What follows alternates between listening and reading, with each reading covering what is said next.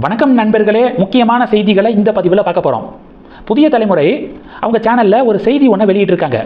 அந்த செய்திக்கு we the leaders இயக்கம் கடும் எதிர்ப்பு முன் வச்சிருக்காங்க.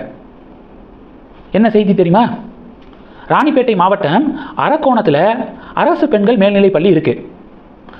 அந்த ஸ்கூலில் ஆய்வு என்ற பெயரில் பெண்கள் கழிப்பறைக்குள் புகுந்து வீடியோ எடுத்து இன்ஸ்டாகிராமில் ரீல்ஸாக வெளியிட்ட அண்ணாமலை இயக்க உறுப்பினர்கள், வி த லீடர்ஸ் இயக்கத்துடைய வாலண்டியர்ஸ் அப்படின்னு தலைப்பு கொடுத்து நியூஸ் போட்டிருக்காங்க.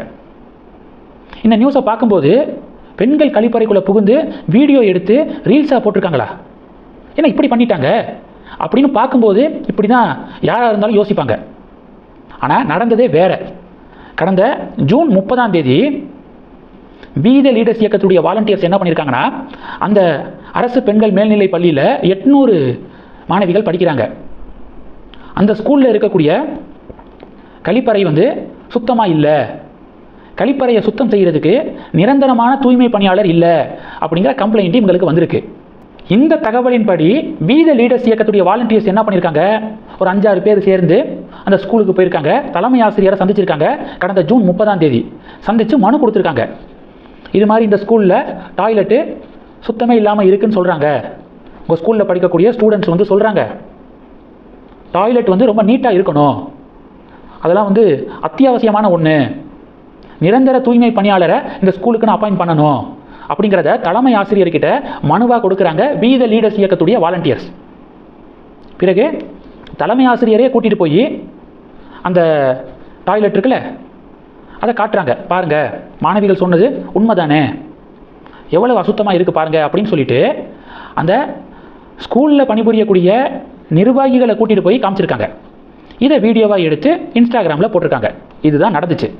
ஆனால் புதிய தலைமுறையுடைய அந்த தலைப்பை பார்க்கும்போது என்ன அது நெகட்டிவாக சொல்கிற மாதிரி இருக்குது. ஆனால் நடந்தது தலைமை ஆசிரியரை சந்தித்து முறையாக டாக்குமெண்ட் பண்ணியிருக்காங்க. இந்த வீடியோ இன்ஸ்டாகிராமில் வெளிவந்த பிறகு அரசு நிர்வாகம், மாவட்ட நிர்வாகம் என்ன பண்ணியிருக்காங்க, சமீபத்தில் அந்த ஸ்கூலுக்கு போய் ஆய்வு செய்து இதெல்லாம் சரி பண்ணி தரோம் அப்படின்னு சொல்லிட்டு உறுதி அளிச்சிருக்காங்க. அப்போது ஒரு சொல்யூஷன் கிடச்சிருக்கு. அரசு நிர்வாகத்துடைய சமீபத்திய ஆய்வு, அவங்களுடைய உறுதிக்கு வி த லீடர்ஸ் இயக்கத்துடைய வாலண்டியர்ஸ் 30 போய் மனு கொடுத்தாங்களே ஹெட் மாஸ்டரை சந்தித்து, அவங்க நன்றி தெரிவிச்சிருக்காங்க சமூக வலைதளத்தில். இதன் பின்னணியில் இவ்வளவு விஷயம் நடந்திருக்கு. ஆனால் மீடியாக்கள் எதையும் முழுசாக போடாமல் அவங்க ஒரு விஷயத்தை நெகட்டிவாக பரப்பணும்னு நினச்சிட்டா நெகட்டிவாக பரப்பிடுறாங்க. வார்த்தைகளில் விளாண்டு யாராக இருந்தாலும் பார்த்தா கோபம் தானே வரும். ஆய்வு பண்ணுறேன் அப்படிங்கிற பேரில் பெண்கள் கழிப்பறைக்குள் புகுந்து வீடியோ எடுத்து ரீல்ஸாக இன்ஸ்டாகிராமில் போஸ்ட் பண்ண நபர்கள் அப்படிங்கிற தலைப்பை யார் பார்த்தாலும் கேட்டாலும் யாருக்காக இருந்தாலும் கோபம் தான் வரும். ஆனால் அது கொஞ்சம் டைம் ஸ்பெண்ட் பண்ணி என்ன நடந்திருக்கு அப்படிங்கிறத தேடி பார்த்தா பின்னணியில் இவ்வளவு விஷயம் நடந்திருக்கு. எதுக்கு புதிய தலைமுறைக்கு இந்த மட்டமான வேலை அப்படின்னு வி த லீடர்ஸ் இயக்கத்துடைய வாலண்டியர்ஸ் கேள்வி கேட்குறாங்க.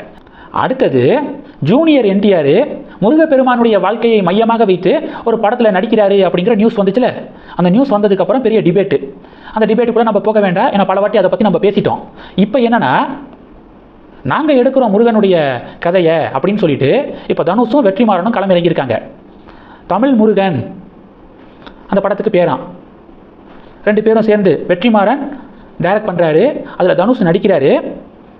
அறிவுமதி இருக்கார் பார்த்தீங்களா, கவிஞர் அறிவுமதி, அவர் 2018 தமிழ் முருகன் அப்படின்னு சொல்லிட்டு ஒரு புக்கு எழுதியிருந்தார்.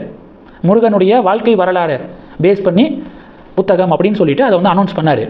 அதை மையமாக வச்சு தான் இந்த படத்தை எடுக்கிறாராம் வெற்றிமாறன்.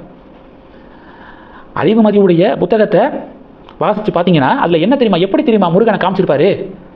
முருகன்லாம் கடவுள்லாம் கிடையாது, அவர் ஒரு மனிதன், முன்னாடி அதாவது குறிஞ்சி நிலம் நெய்தல் நிலத்தை ஆண்ட அரசன், போர் வீரன். அதனால் இவங்க சொல்கிற மாதிரி முருகன் கடவுள் இல்லை, அவர் மனிதனாக இருந்தவர் அப்படின்னு எழுதியிருப்பார் அறிவுமதி.